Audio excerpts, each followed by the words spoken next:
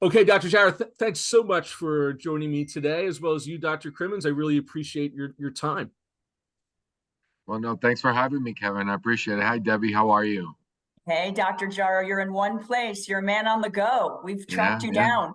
I know you did. Thank you. Critical work. So, Well, I guess I really just have to start off in saying congratulations for winning the 2023 Hero Awards. This is our third year. The awards were started kind of in the depths of the pandemic when it really wasn't hyperbole to call educators and administrators heroes. I mean, it was really that spring of 2020 where just there's astounding work being done to try to keep schools together and children in place. And I know that you were in the thick of that. Maybe we could kind of start there and talk about where you were, and Clark County being such a huge district, I can only imagine what your breakfast conversations were like. yeah, no, thank you. And really where I was, I still remember a couple. Obviously, there's a lot that we've done then, but I remember, closing schools and sitting on a Sunday with the governor.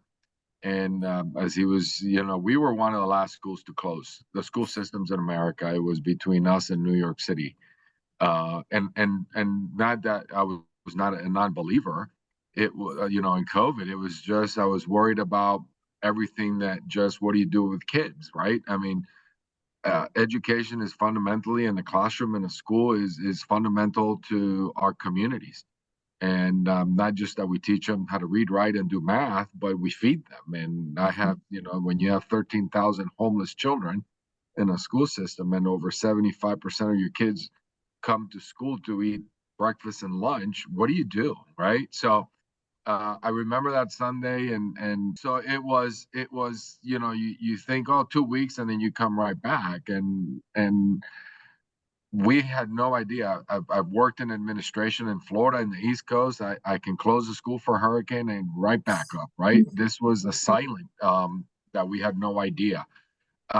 Making packets, delivering packets and Chromebooks was just the first order. We were in a first line of defense and printing homework packets so kids, addressing. So that just fast forwards, and Debbie used to work, in another partner of ours, and I remember vividly her CEO called me and said, "What do you need? What do you need? Not, hey, we got this for you. We're here to help." And Debbie making that call, and her boss, and it made me feel like I was never alone. So as we're educating 300,000 lives, it felt that we're in partnership. So you fast forward, right, and you have to always think of, and which drives my team a little crazy. Just be candid with you, Kevin. You have to think when we were closing and we were coming back, everybody in the country was talking about, well, it'd be shameful if we come back and do the same thing over again, right? You hear that, you heard it, but my team, I said to them, I said, what is school gonna look like? We have an opportunity to start over. After 60 years, 100 years of K-12 education, what's school gonna look like when our kids come back eventually? It took us about a year to get back on open schools because of our governor's decision, not because of what we did or didn't. But I remember then you kind of, I'm going through in my mind my history, right? So then in Yeah. October of 2020, we were looking at, trying to do everything possible to get schools open. And everybody's talking about break the curve of, and then I said for some reason we had another child that had self-harmed and committed suicide. And I said, give me the numbers, because what we need to talk about is the human life and humanize our children, because nobody was talking about that. So as we fast forward, right, we were at ground zero. We lost 24 kids to suicide. We were looking at not reporting, abuse, child abuse, because our teachers were home, our kids were home. We were all talking about the COVID slide, and the academic slide. And I said, this education has to be totally different and to recover our kids. So So now you fast forward open school and have to use technology and provide the support for kids, for teachers. And I feel that as a system, we also then started with piloting school. We've learned so much from COVID that we had to teach differently. I just had a conversation with my my high school principals this morning.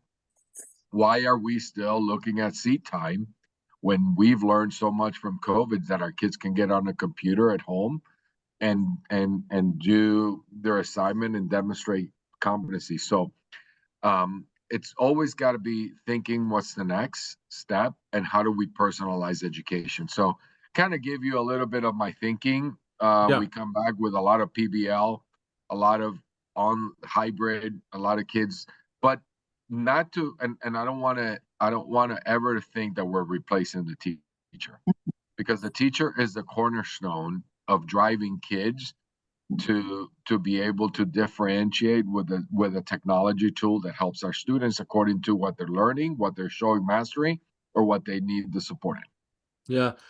Dr. Crimmins, maybe you could talk a little bit about what makes Clark County and Dr. Jara's efforts distinct for you to nominate him for the Hero Awards. Well, that right there, everything that he just said, and I mean that sincerely, this is all truth, that you have not only an individual that understands what it means to look at educating a whole child and connecting the community and connecting the whole picture, but so does his staff. And so does for everyone from the district office all the way through the leaders and the principals and the teachers and the students that he works with. Had the honor of being in these schools many, many times over many years. And what this nomination, I think, is about, he just described, is that technology can be a tool to do things the way that they should be done for kids and for teachers. Give teachers the right data, understand how to make an individual learning path. We all want to. I'm a former teacher. I wanted to individualize. I didn't have the power, we won't talk about what year that was, of technology to individualize data.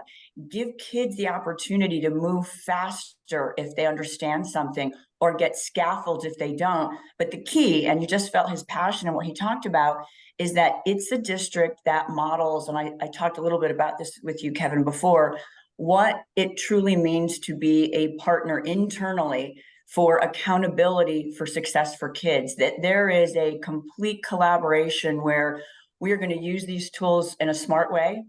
We're going to empower our teachers and our principals and our leaders. We're going to move with action and learning paths that are driven by data. And it's a team effort. It is a united piece. When we meet with Dr. Jara and his team and we hear the plans that they have and how we are a tool in the toolbox of what they're doing, I want to model that across the country, because he really believes and walks that talk, and so does the whole district. So that's the reason why I don't even have to say anything more. That is the reason why he was our nomination. Yeah. Right. You know, when I have these conversations and cover both companies' efforts and districts' efforts when it comes to implementing these technologies, and specifically when you're talking about data and following those numbers, and the conversations can always get theoretical, right? And it doesn't really kind of reflect the day-to-day efforts. You talk about, Doctor, you're speaking with your principals today. I guess I have two questions for you. How do you take these theoretical concepts that we're talking about and get them to be in play in the classroom every day? And the second part of the question is one of scale. I talk about, charter school here or a private school there who has a really innovative concept and strategy, and they have 500 kids.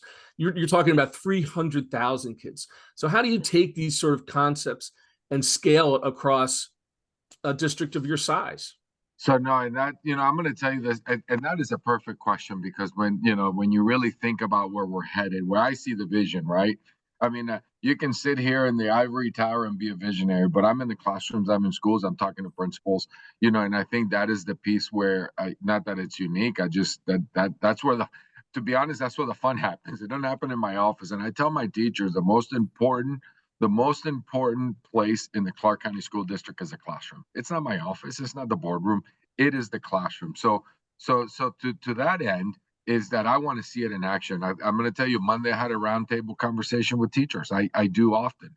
And my teachers were saying, you know, superintendent, in one of the tools, we feel that it is a compliance mode, right? It is that we're just saying, you know, you got to be on it 40 minutes, and they're frustrated. They believe in it, but it's to say we're just complying because we need more professional learning. And I said, look, that means I have to do a better job of making sure to set the expectations with my leaders. Then you have a conversation with your partner and Debbie and say, hey, let's meet. And then we're now at the executive level with my team. Debbie is by far I would tell you she is part and Edmentum, and they are part of my organization, which is great. I mean, I called Debbie and I said, let's get this done, and it happens like I don't have to question it, and I think that is the key, that she has a buy-in of what we're doing, but then also believes that my kids are her kids and the organization. So to me, that's where you now start seeing it at scale. And I'm going to tell you, we started with 29 schools a couple years ago, or a year ago, and there was the principals that brought it to me and said, boss, this is really, so when I said, okay, show me the data, don't just, right?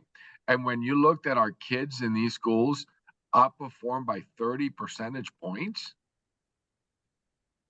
you say, this is going to scale because all my kids have to have this opportunity. Now we're going through the growing pains of the professional learning. That is exactly the conversation we're going to have in a few minutes with my middle school principals.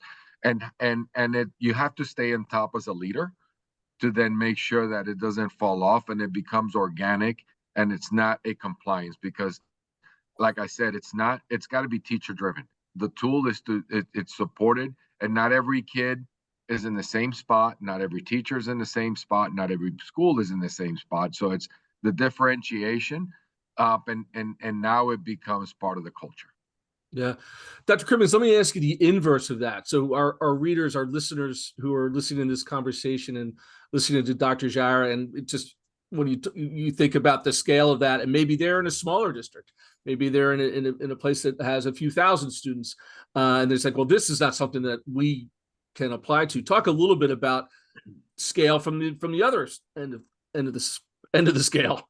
And I think the key is the word scale, just the way that you just said it, because whether you're a massively large district like Clark County is and working with, 300 plus schools, or you're working in a smaller system with one school, scale to each district is very individual. When Dr. Jara talks about the feedback, we need it. We have a responsibility to each district to not only hear it, but to act on it, because what we want to make sure is that we hear the fact that not every implementation is, and it never should be, the same.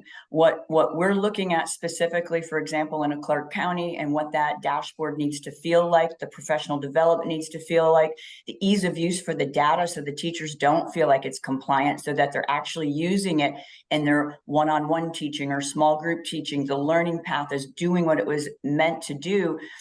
We owe that to even smaller districts. As we have a conversation, what does your outcome look like? One of Dr. Jara's staff turned a light bulb on for me I think it was about a month ago, and talked about when you're looking at a partner and that partner is part of your accountability design, there has to be a lot of back and forth to get it as easy and as relevant and as close to what the vision is on both sides.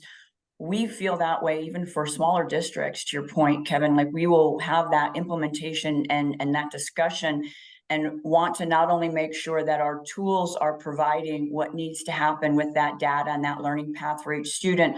What does their professional development need to look like? Is it more on site? Is it more virtual? Is it more tailored? Some of our districts, like in Clark County, want to go deep with their data. They want to know how to use it to drive instruction. They want to use it to communicate with their parents and their community. And quite honestly, that's the job and the responsibility of an edtech any partner, that we are in this together, so that each implementation and each way that we launch, and we have even our own accountability with the district. We want to meet each month to hear what's going well, what needs to be improved upon. And that's what we should be doing, especially as a technology company. We can be doing that. The days of everybody in the same text, on the same page, maybe in the same program, maybe those needed to change. I think you and I talked about that a little bit, the good that might have come out of what we've learned about educating. And as a partner, we need to be responsible for how we adapt based upon a district's needs. Yeah.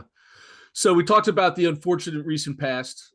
We've talked about the current state of play of where you are.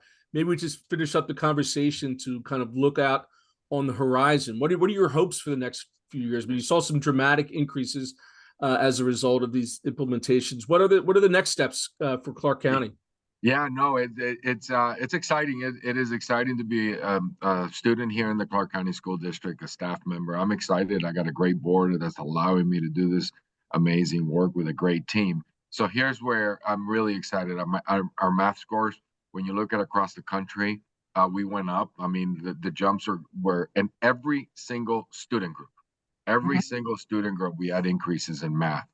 Not so much in English and science, right? But it's now, this is just giving us the momentum to now accelerate for the science and the English language arts, where we're going to see, you know, we're going to be, I can tell you, we're going to be the fastest improving urban district in America. The teachers are really excited, our staff, our team, and having the great partners that is really tailoring it to what we need, which is unlike anybody else. And this is the beauty of a partnership with a company that is flexible, because as the customer, so when you look at in a year and 2 and 3 years, there's great things happening. We're going to be for every single child, because we're meeting our kids where they are, and we're meeting our staff where they are, and giving them the tools to differentiate. Well, I'm going to have to tell my wife we're moving to Las Vegas. There you go. We all are. We all are. I tell them all the time I'm coming to work there. I tell our CEO that I am going to be working in Clark County. So that's a fact. You're moving there too, Kevin. I promise. Right. Just another reason. But I really, once again, thank you for your time and congratulations for the award. And I'm really looking forward to following your continued success going forward. So thanks again, Dr. Jara. Thanks again, Dr. Crimmins. Thank you. Great team. Appreciate it. Bye. Thank you, Dr. Jara. Thanks, Kevin.